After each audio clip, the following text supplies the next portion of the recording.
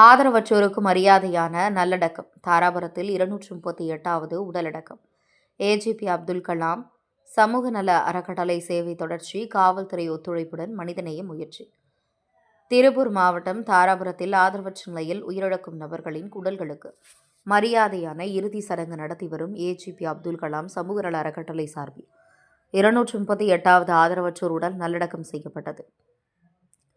தாராபுரம் நகரம் நேதாஜி நகர் பகுதியில் வசித்து வந்த சுப்பிரமணி கடந்த சில ஆண்டுகளாக ஆதரவற்ற நிலையில் வாழ்ந்து வந்ததாக கூறப்படுகிறது. உடல்நலம் குன்றிய நிலையில் இருந்த அவர் கடந்த ஒரு வாரத்துக்கு முன்பு உயிரிழந்தார். அவரது உடலை பெற உறவினர்கள் யாரும் முன்வராததால் மனிதநேய உணர்வுடன் செயல்படும் அறக்கட்டளை நிர்வாகம் காவல்துறையின் அனுமதி பெற்று இறுதி சடங்கு நடத்த நடவடிக்கை எடுத்தது. தாராபுரம் காவல் ஆய்வாளர் ராமச்சந்திரன், துணை காவல் ஆய்வாளர் ஜெயக்குமார், தலைமை காவலர் கோதண்டராமன் ஆகியோரின் ஒத்துழைப்புடன் அறக்கட்டளை சார்பில் உடல் நல்லடக்கம் செய்யப்பட்டது. இந்த மனிதநேய பணியில் அமைப்பின் தலைவர் சையீத் அபுதாஹிர், செயல் தலைவர் சிவசங்கர், சமூக ஆர்வலர் ஜாபர் சாதிக், பத்திரிகையாளர் அக்கீம், எழுத்தாளர் முத்துகிருஷ்ணன், சாதிக் உள்ளிட்டோர் கலந்து கொண்டனர்.